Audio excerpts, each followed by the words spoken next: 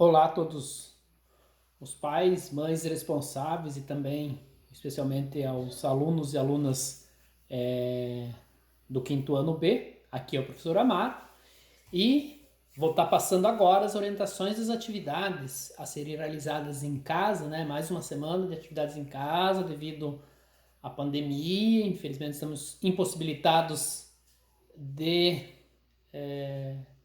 fazer aulas presenciais, inclusive os professores estão indo de forma escalonada para a escola, não podendo ir todos ao mesmo tempo para a escola. Então a semana que vocês, essa apostila é da semana de 22 a 26 de março, né? O professor Amaro aqui vai passar essas orientações para vocês, ok? Vamos prestar atenção aqui, um videozinho curto, mas que é de grande importância para que vocês possam estar compreendendo como realizar as atividades dessa apostila. Vamos lá então? Segunda-feira, então, 22 de março de 2021, a primeira disciplina a ser trabalhada é ciências. Dizer assim que a gente tem 3 aulas de ciências, então ela vai estar distribuída em 2 lugares aqui, mas vocês podem estar fazendo ela no mesmo dia, se vocês preferirem. O professor organizou assim, como o professor já falou na outra aula, o professor resolveu fazer conforme a distribuição das aulas que a gente vai trabalhar em sala de aula quando a gente poder voltar. Então, ciências, a gente falou sobre a importância dos alimentos nas aulas anteriores, hábitos alimentares. Aqui a gente vai trabalhar 2 elementos dos distúrbios alimentares, né? O que é distúrbio alimentar? É muito alimento ou pouco alimento, né? Então, quem come demais ou quem come de menos, né? Então, a gente vai trabalhar aqui, né? O primeiro assunto é a obesidade, né? Tem um texto aqui que fala sobre a obesidade, o que é a obesidade, o que acontece com as pessoas, o que leva as pessoas a ser obesa, né? Que é um distúrbio alimentar, que é geralmente as pessoas que se alimentam demais ou com um desequilíbrio alimentar. Então tem esse texto aqui falando sobre isso. Aí temos a subnutrição ou desnutrição, né? Então, o que é isso, né? Vai explicar aqui nesse texto aqui, né? Ó, o professor destacou aqui, né? Nessa parte do texto vai dizer o que é isso, né? Que é subnutrição ou desnutrição, que basicamente é a má alimentação, né? Falta de alimentação ou pouca alimentação ou alimentação de péssima qualidade. Então vocês vão ler esses textos aqui, são 2 páginas de texto, vocês vão ler com bastante atenção e conversar em casa com adultos sobre isso, né? Não tem atividade para fazer assim, responder perguntas nesse texto, né? Tem geralmente aqui tem só a leitura. Eu pedi para que vocês façam a leitura nesse dia desse texto, já fazendo a parte de exercitar a leitura, né? Ok, então. Aí vamos para a aula de história, né?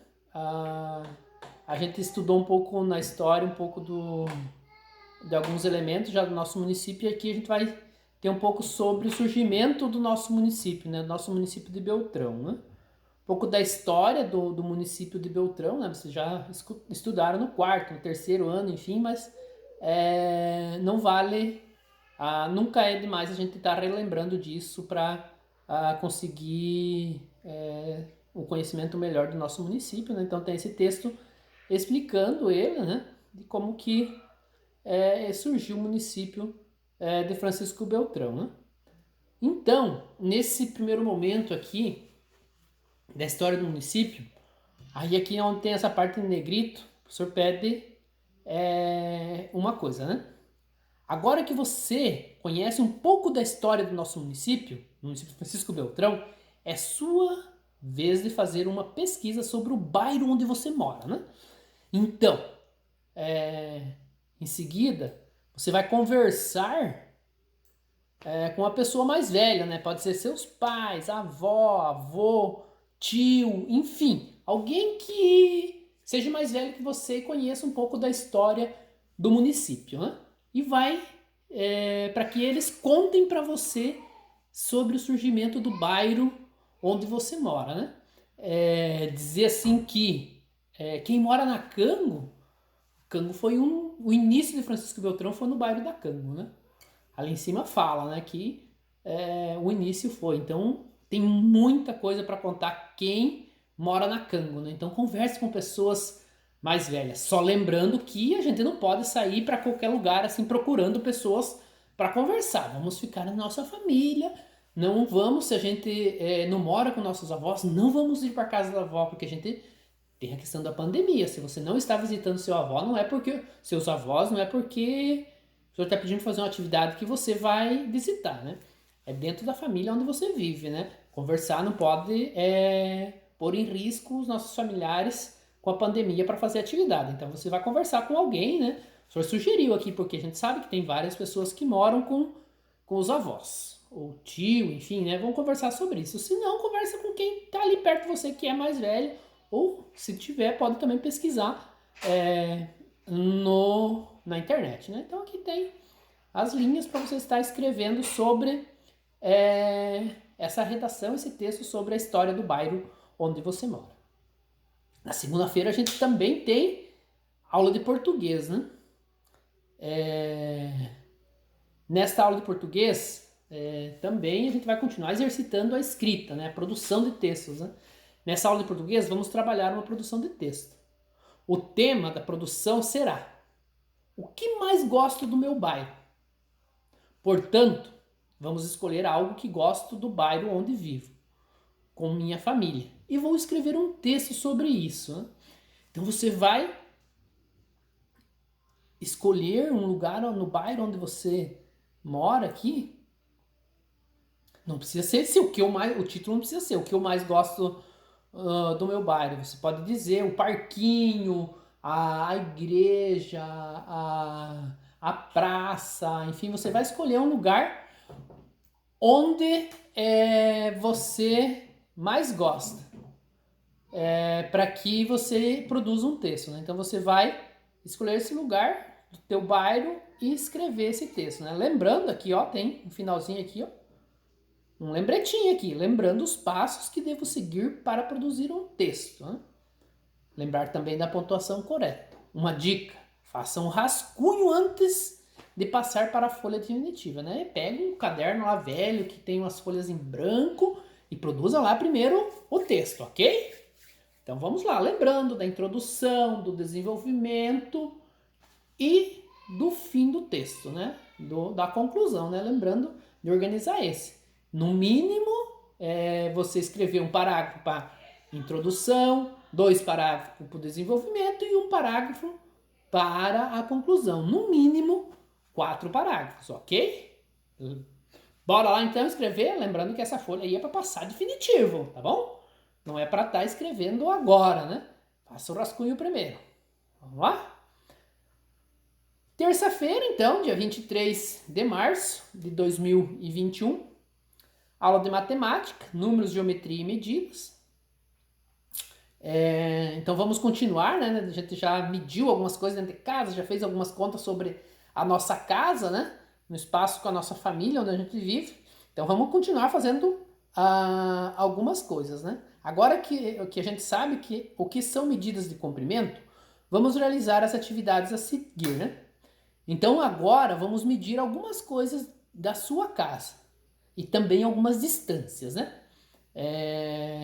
Qual o tamanho da sua casa? Medir as 4 paredes, né? Se não conseguir medir por fora, mede por dentro.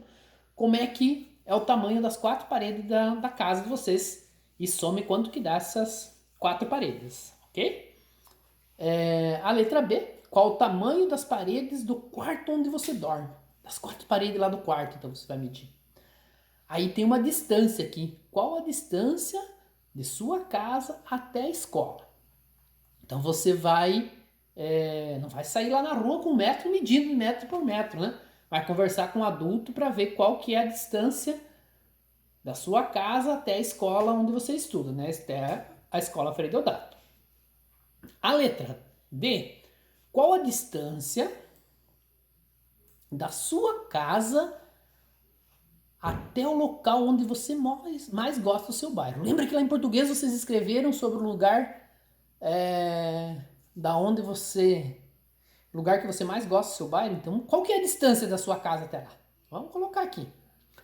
Aí, a pergunta 2, então. Somando todas essas medidas das paredes da sua casa, quantos metros deu, né? Então, somando as paredes da sua casa aqui, né? As paredes das 4 paredes da casa, mais o seu quarto, que medida que deu, ok? Façam as continhas aqui, o professor quer ver as continhas realizadas aqui. Não é dizer assim, deu 20 metros. Não, quero ver a continha, que é 5 mais 7 mais tanto, porque deu tanto, ok? A 3. Qual a distância que você vai percorrer se ir e voltar da escola até a sua casa?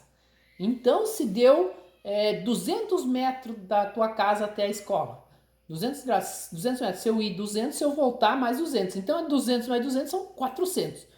Quero ver essa continha aqui, né? Não pode esquecer dos números aqui. Olha, aqui tem uma pergunta. Você respondeu aqui, então ali estão os números, ok? A 4. O que é mais longe da sua casa? A escola ou o seu local preferido do bairro? Então, a pergunta, você vai dizer então, a escola é tantos metros, o bairro, o lugar onde tantos metros, e então, portanto, a tal é o lugar mais perto, mais longe. Combinado? A 5.